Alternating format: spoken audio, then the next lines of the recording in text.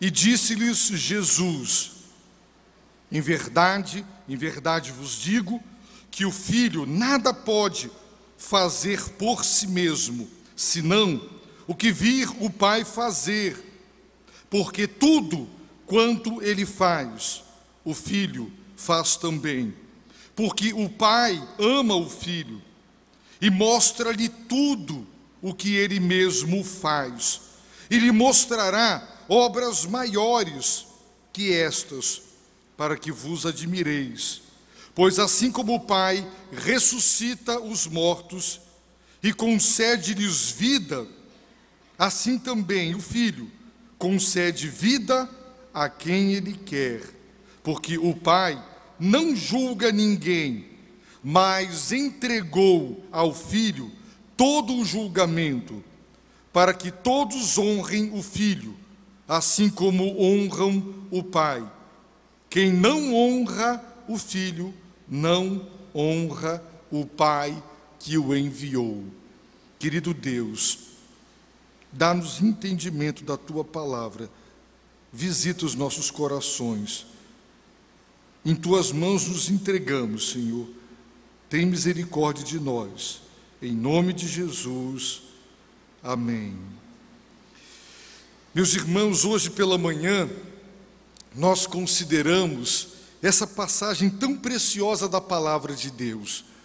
E vamos prosseguir, e eu quero começar a mensagem desta noite perguntando a você: quem é Jesus para você?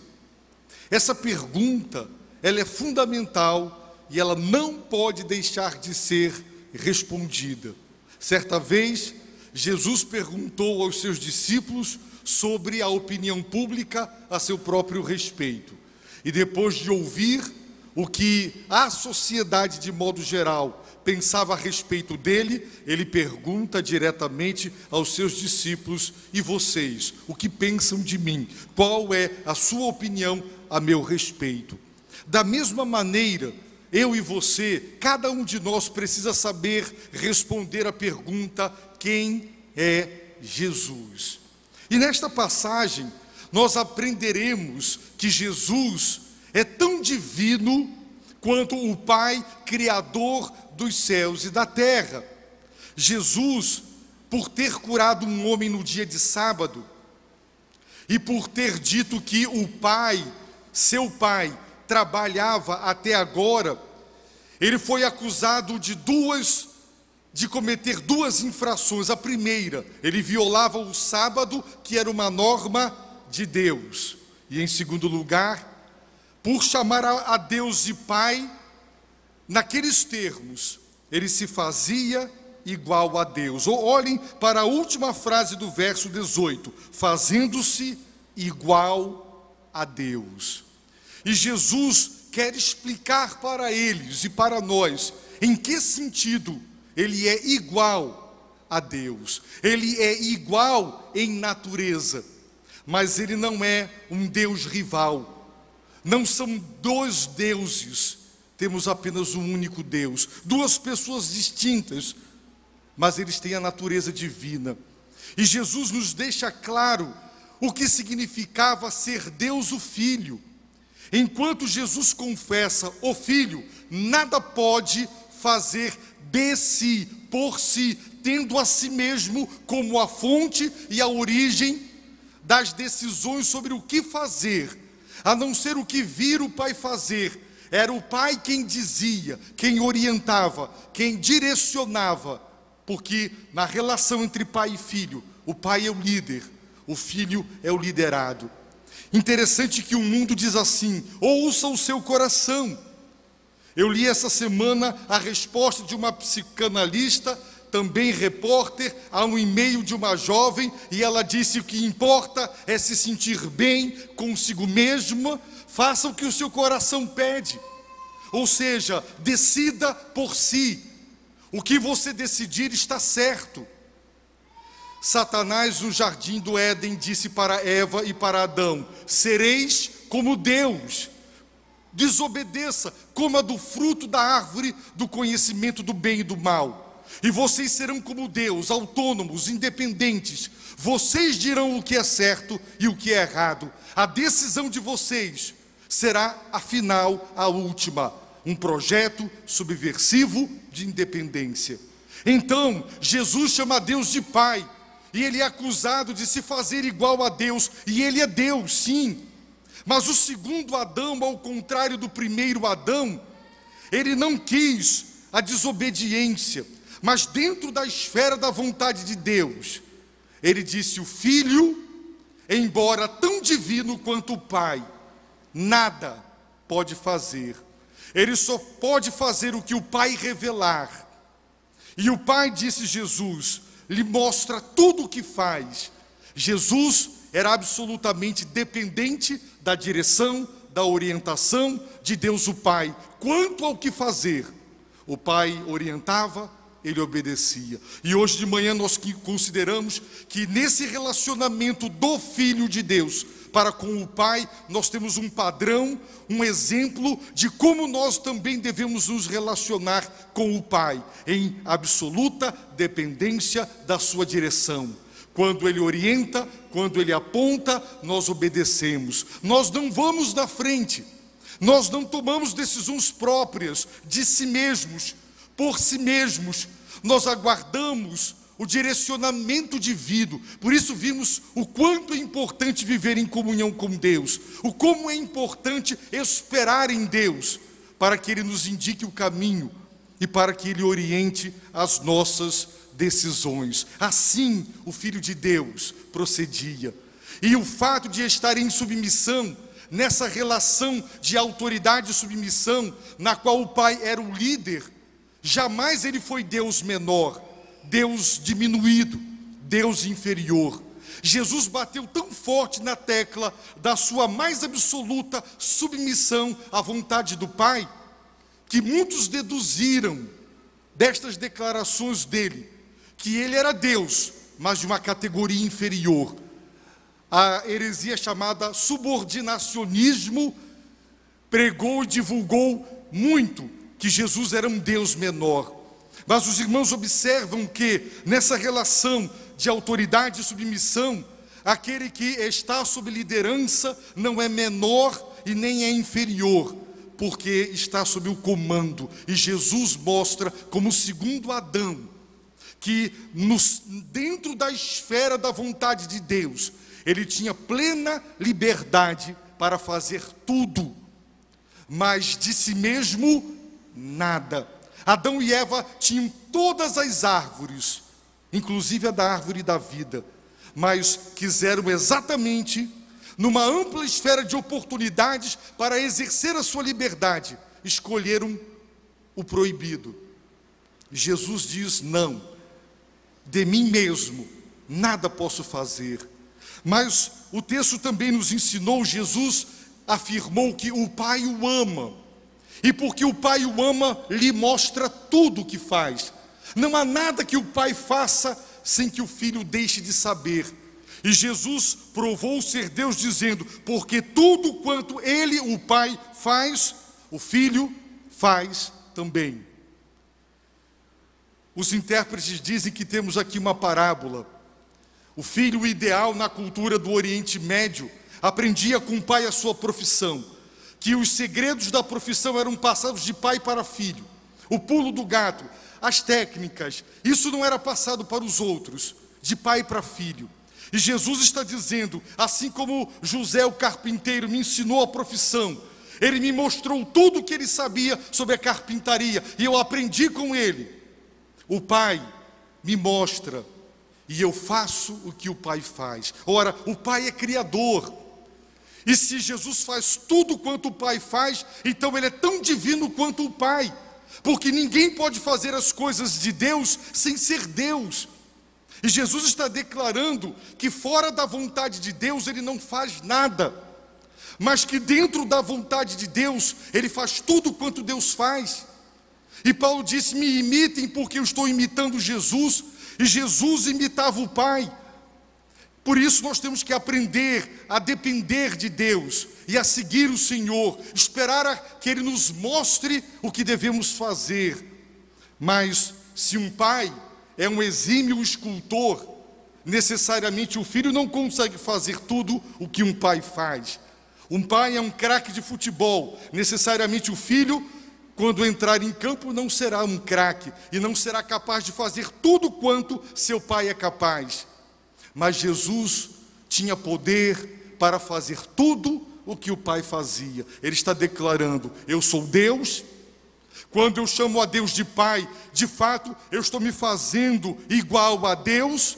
Eu sou o Deus, o Filho, mas nessa relação não tem dois deuses em rivalidade, mas tem uma relação na qual eu me submeto à liderança do Pai, e o Pai por amor se revela, e eu com um poder todo-poderoso, com a minha onipotência, eu faço tudo o que o Pai faz.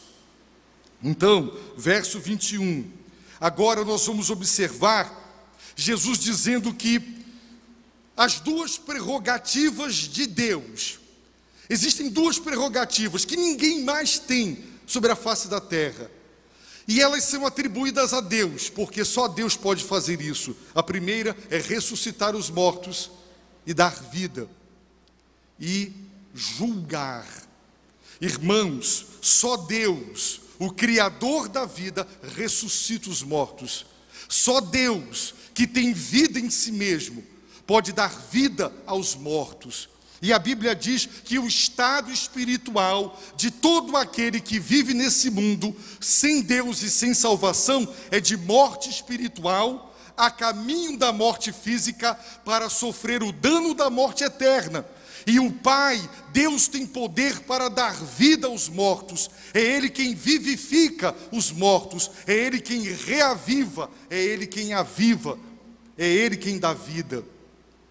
Mas essa prerrogativa divina, nós vamos ver, Jesus também tem. Abraão disse que Deus é o juiz de toda a terra, e os judeus sempre creram que a prerrogativa de julgar a humanidade é divina. E nós observamos Deus julgando Caim, estabelecendo a pena de morte, amaldiçoando Caim pelo seu assassinato.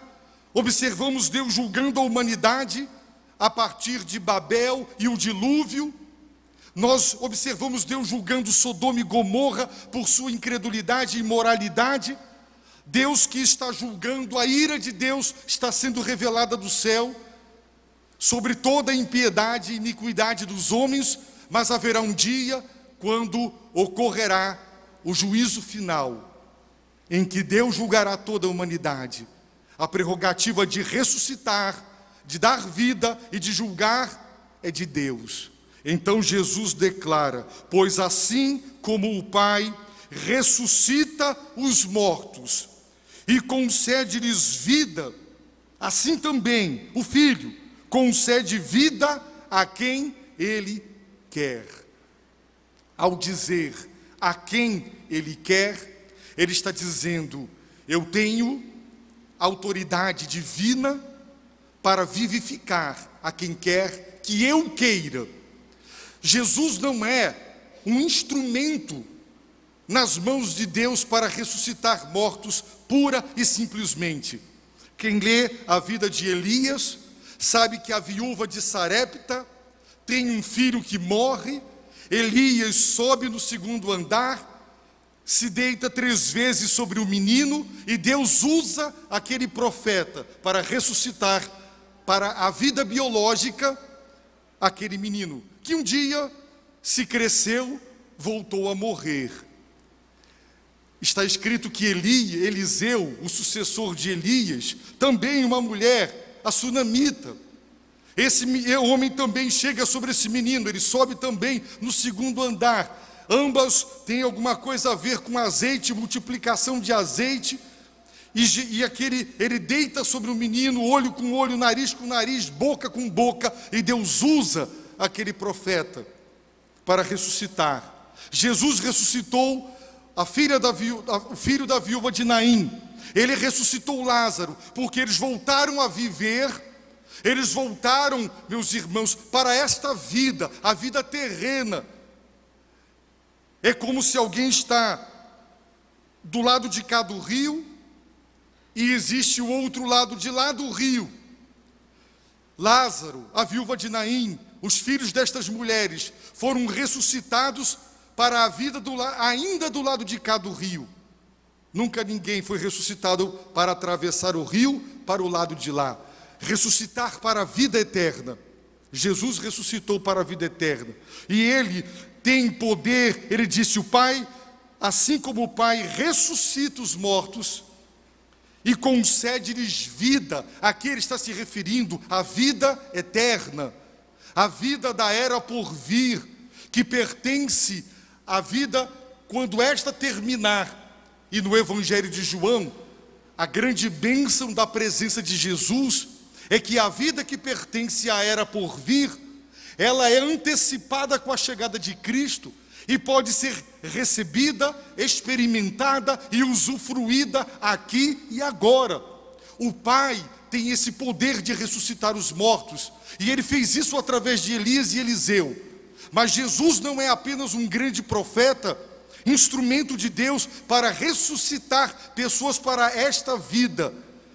Jesus recebeu a autoridade, assim também o Filho concede a vida a quem Ele quer. Viver é uma decisão soberana de Deus. Se Deus quiser visitar você hoje e lhe dar vida, nova vida, vida da ressurreição, vida eterna, Ele tem esse poder. Por quê? Precisamos saber quem é Jesus, porque precisamos nos prostrar aos seus pés e adorá-lo, e nos humilhar diante dele, dizendo: Deus, Jesus, Tu tens autoridade para me dar vida, dá-me vida eterna, outorga-me, eu preciso, eu quero a vida eterna, eu não quero morrer e ter uma eternidade de exclusão da Tua presença. Tu és a vida. Morrer sem Cristo é morrer para a morte eterna, a morte que a Bíblia diz ser o salário do pecado, o justo juízo de Deus sobre a desobediência humana.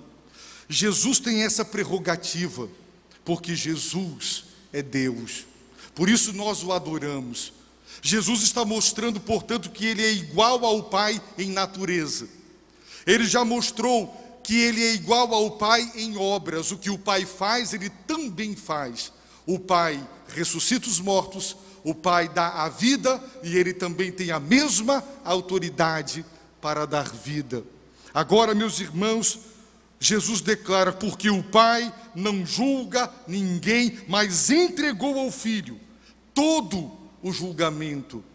É interessante, meus irmãos, que Jesus declarou: pois Deus enviou o seu Filho ao mundo, não para que julgasse o mundo, mas para que o mundo fosse salvo por ele. Ele não foi enviado e ele não veio para julgar, ele veio para salvar. No entanto, o Pai entregou ao Filho todo o julgamento. E quando ele voltar com poder e grande glória, ele voltará como juiz. E é muito bom que nós nos encontremos com ele agora, na condição de enviado de Deus como Salvador, porque o Salvador também será o juiz. E o Pai entregou ao Filho todo o julgamento. O Pai deu esta autoridade ao Filho, para que todos honrem o Filho, assim como honram o Pai. Quem não honra o Filho, não honra o Pai que o enviou.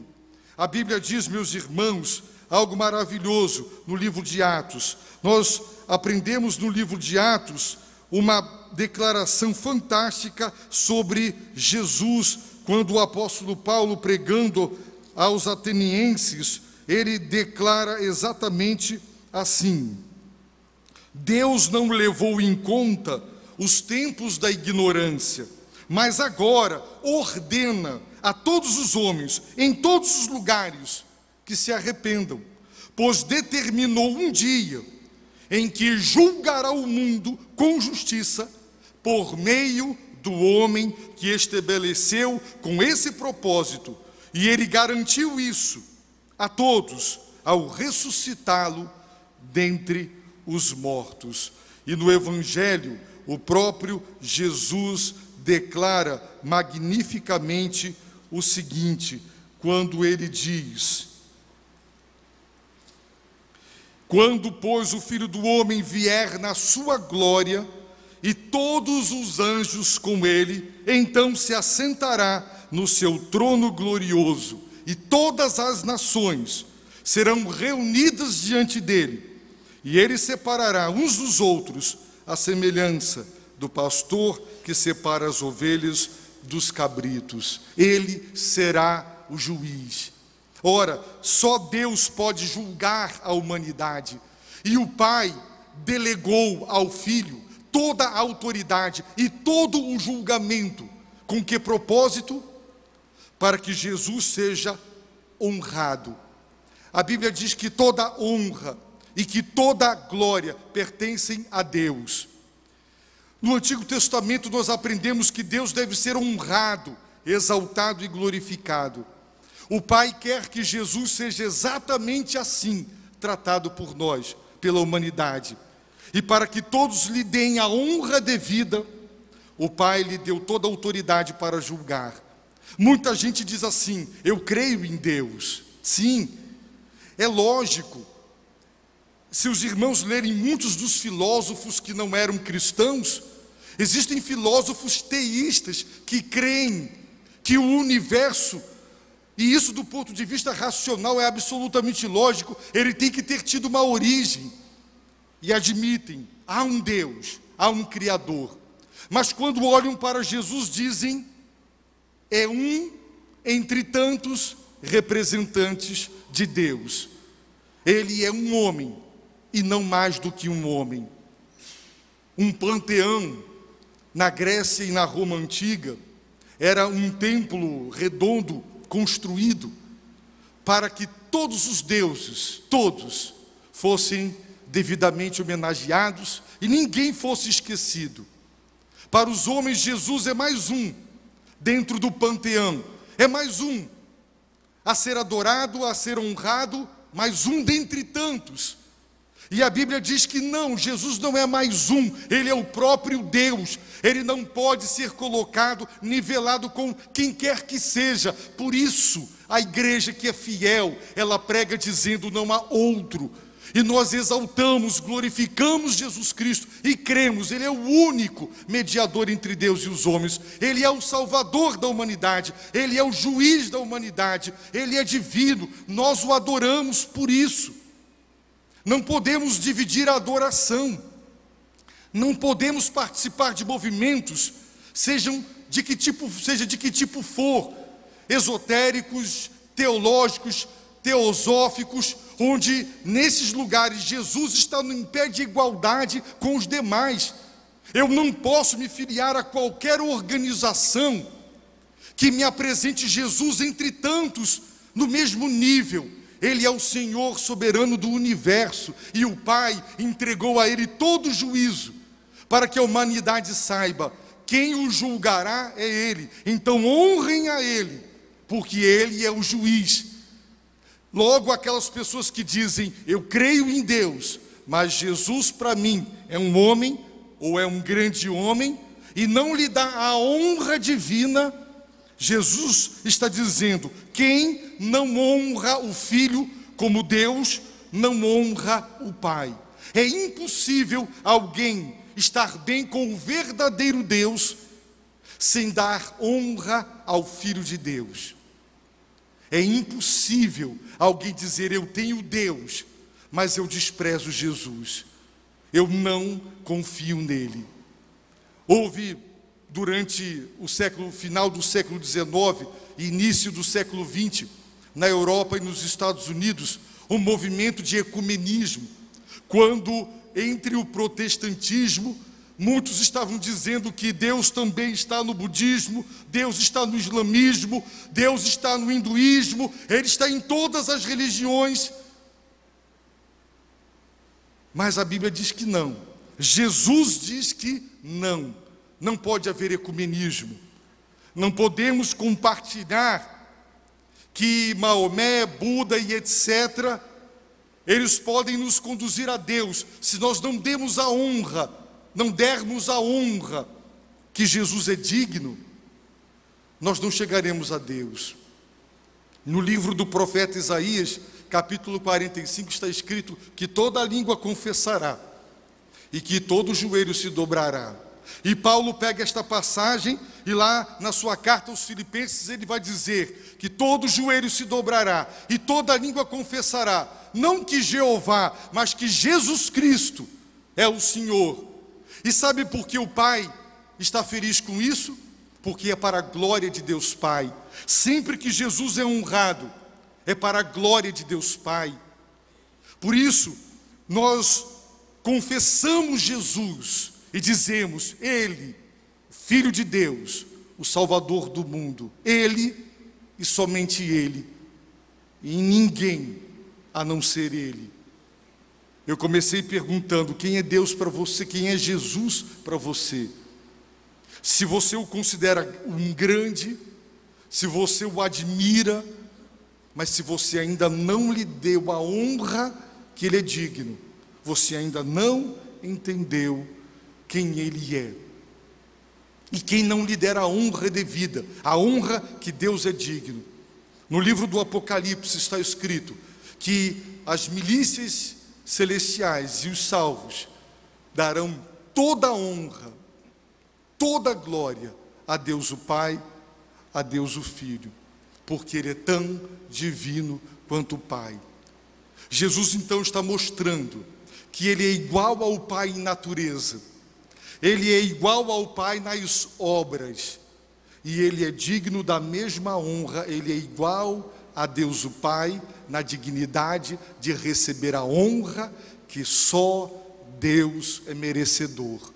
Natureza divina, obra divina, honra digna de quem é Deus. Jesus declarou fez estas maravilhosas declarações para ensinar quem Ele é. Por isso, nós não temos outra alternativa a não ser crer em Jesus Cristo como Salvador. Eu quero lhe aconselhar para que você se humilhe diante dele e diga: Jesus, tu disseste que o Pai lhe concedeu vida, autoridade para que o Senhor conceda a vida a quem o Senhor quiser. Por misericórdia, concede-me vida. Agora, Jesus, eu me entrego a Ti e creio que és o enviado de Deus. Deus enviou o Seu Filho ao mundo, não para que o mundo fosse julgado por Ele, mas para que o mundo fosse salvo por Ele. Ele veio para salvar, mas Ele voltará, não mais como Salvador, mas como o juiz. Como você quer encontrar Jesus? Não adianta fugir, ninguém escapa de Jesus. Se eu agora me recuso a ir a Ele na qualidade de Salvador, um dia Ele virá a mim na qualidade de juiz, justo juiz. Deus determinou um dia, com justiça Ele vai julgar a humanidade, e Ele deu todo o julgamento para Jesus. Ele será o justo juiz. Ele se assentará no trono e Ele julgará. Os que são de Deus, as ovelhas, ficarão do lado direito do seu trono. Os que são os cabritos, os que não se arrependeram e creram, ficarão à esquerda do trono. Haverá uma separação, porque haverão dois destinos diferentes. Para os que creram, a vida eterna. Para os que descreram, a perdição eterna.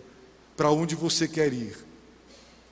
Então, a resposta você dará agora entregando-se a Jesus. Ele é o Filho de Deus. Então, dirija-se agora a Ele e diga: Senhor, o Pai o enviou à terra, e o Senhor veio como meu Salvador. O Senhor sofreu naquela cruz para me salvar. Eu me arrependo dos meus pecados. Eu confesso que Tu és o Filho de Deus. Dá-me vida, dá-me a vida eterna. Me ressuscita, me vivifica. Livra-me de encontrar-me contigo, na qualidade de justo juiz da terra, porque Ele nos julgará com justiça. E a Bíblia, meus irmãos, ela fala coisas que deveriam nos fazer temer e tremer, porque o salmista pergunta: Senhor, se atentares para o pecado, quem resistirá, Senhor? Se no dia do juízo final Jesus chamar você para prestar conta de todos os seus pecados, você acredita que poderá sobreviver a esse acerto de contas? Com certeza não. Então arrependa-se dos seus pecados, creia que Jesus Cristo é o Salvador do mundo, entregue-se a Ele, receba o perdão, a vida eterna. Então você poderá cantar como foi cantado hoje aqui, que vai entrar no céu, que vai cantar o amor de Deus, porque quando fechamos os olhos aqui, nós os abrimos para ver o Filho de Deus em glória e majestade. Se você crê que a Bíblia é a palavra de Deus e que Jesus é o Filho de Deus, dê a Ele crédito, entregue-se a Ele nesse momento. Abaixe a sua cabeça, feche os seus olhos e ore. Ore ao Senhor. Esse momento é tão importante, talvez o mais importante da sua vida, que hoje seja o dia da sua entrega, sincera, verdadeira, espontânea, porque você compreendeu hoje pela palavra quem é Jesus.